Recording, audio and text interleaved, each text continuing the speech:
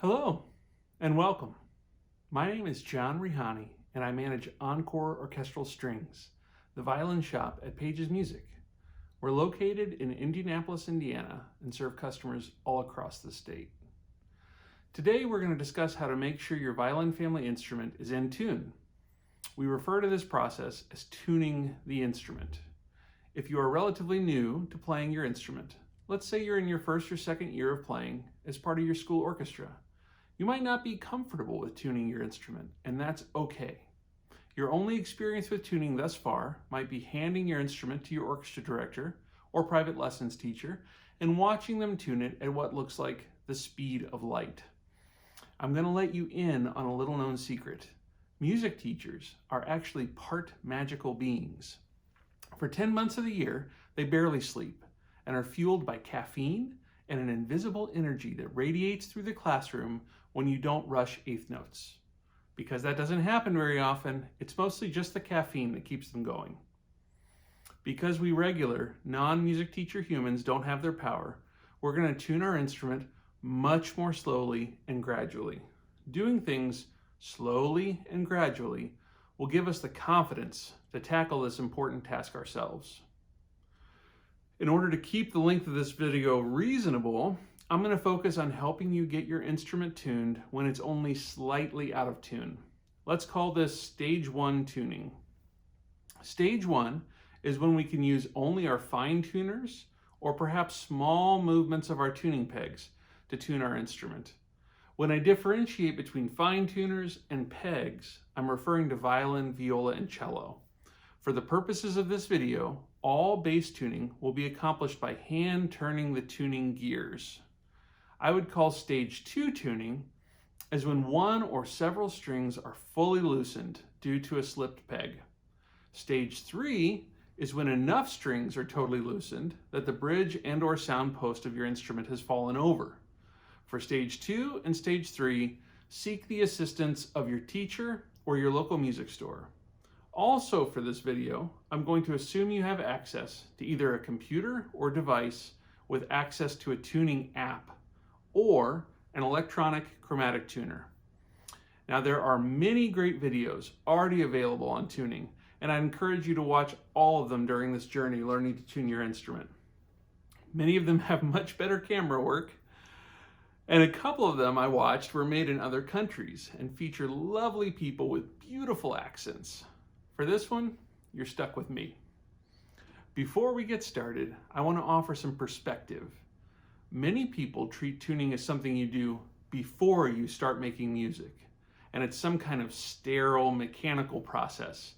I'd encourage you to think of tuning as part of making music, and that every time you approach your instrument, you do so ready to make beautiful sounds. Ready? Step 1, wash your hands. I am making this video in March of 2020, so washing our hands thoroughly before picking up the instrument is important. Step 2, gather everything you need in a quiet room if available.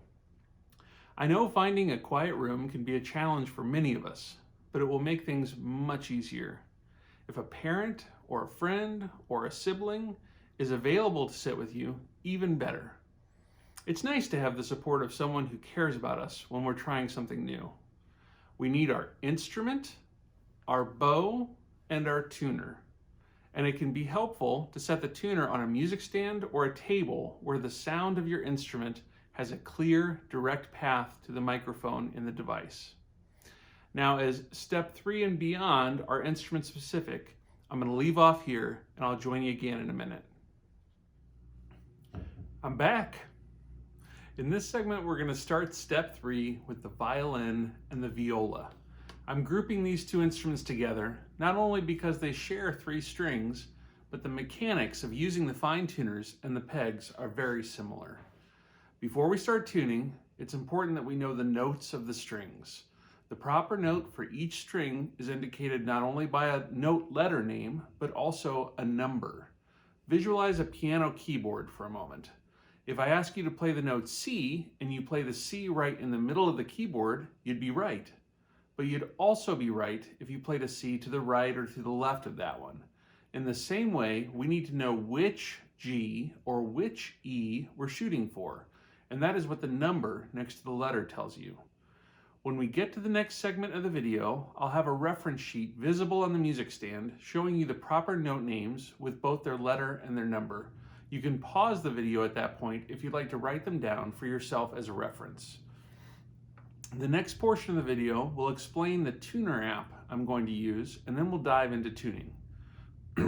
We're going to be using our fine tuners to adjust the pitch of each string by turning the screw associated with the string either clockwise, raises the pitch or makes it sharper, or counterclockwise, lowers the pitch or makes it flatter.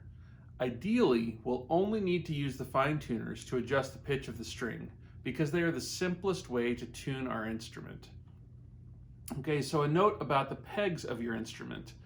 These up here are called friction pegs because the only thing that keeps them from slipping is the friction between the peg and the peg box. The shaft of the peg is tapered. If the peg is slipping, it's important to not only turn it, but also to gently push it into the peg box, which will increase the tension of the contact between the peg and the peg box. It can be good to support the opposite side of the scroll with your other hand when tuning and turning and pushing in the peg. It can also be a good idea to turn the peg in the direction of lowering the string, turning it towards you if you are facing the front of the instrument, before you start turning it in the direction of raising the pitch and gently pushing it in, turning it away from you if you are facing the front of the instrument.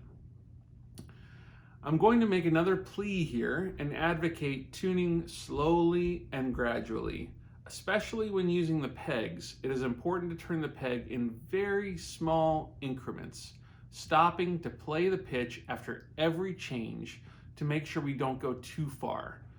Tuning the string too far above its intended pitch is how we usually break strings, which is something we should try to avoid.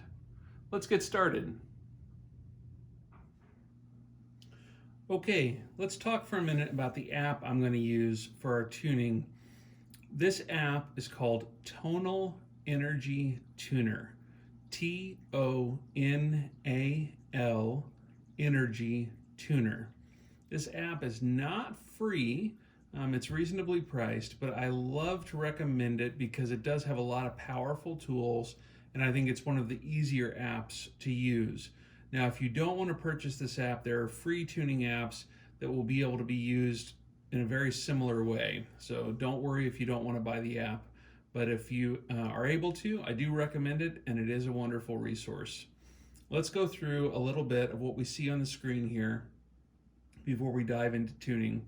So here, we're going to see the note name indicated and that number, that reference number that I gave you as well before. Now this right here is a screenshot because as soon as I start talking, the app, if it was live, would be trying to tune the pitches of the words that I'm saying. And we're gonna have to deal with that a little bit in the next segment when we're tuning the instrument, and it can be distracting. So I just used a screenshot for this. Right now it's frozen. So note name with the associated number. And then here it's going to tell you whether you're flat or sharp. So a minus sign is going to be indicating that you're below the correct pitch. And then a plus sign here is going to indicate that you're above the correct pitch. Now I have this app set up over here. You see this box for strings. And then it's also the reference pitch is A equals 440, equal temperament, key of C. All this is default, so you shouldn't have to change any of that if you buy the app. But you might need to set this box over here, and it's very simple to do so. And then over here we have the violin reference pitches and the viola reference pitches. So if you want to pause the video and take a minute to write those down for yourself, they'll also be on the screen in the next segment when we're actually tuning the instrument. We're back. This time the tuning app's live, and we're going to work on a viola, starting with the top string, note A4.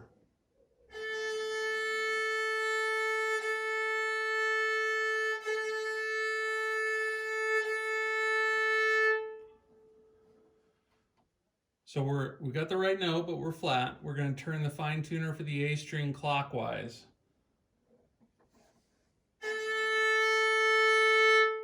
Getting closer. Another turn. A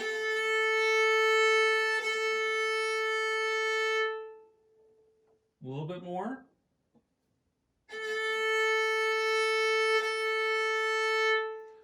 That big green smiley face, I think we can move on for now. So now we're going to the next string, D4.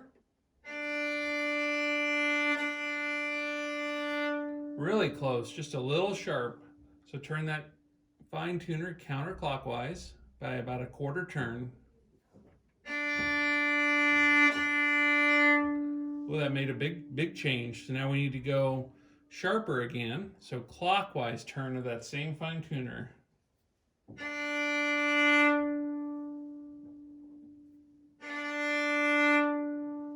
Okay, ready to move on to the G string.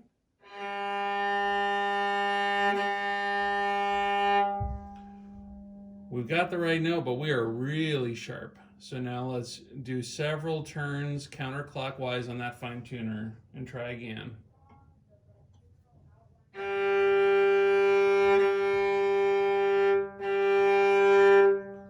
That's headed in the right direction. Let's keep turning it a little bit. Okay, let's call that good enough for now. Let's move down to the C string, C3.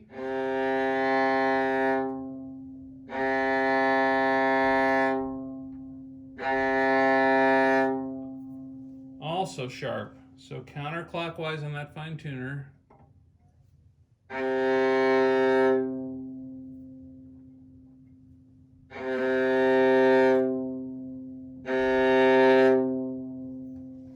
Okay, I saw that green smiley face. So now let's go back and check all 4 strings again. See how it changed? Okay, so now it's flat. Let's work on that by going clockwise on the A string. A little bit more. D string. G string. A little sharp, so just a little nudge counterclockwise on that fine tuner.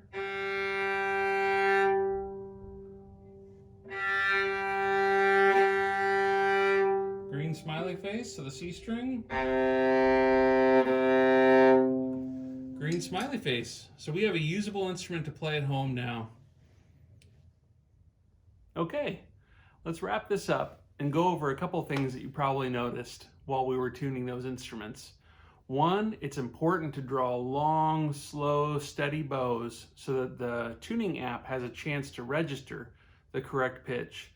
You saw how it kind of went all over crazy while I was talking in between playing those long notes. But as soon as I started playing the long, slow bow, it would fix on that pitch and we'd be able to tune. You also probably noticed that I never got it right perfect on 0, and that's okay.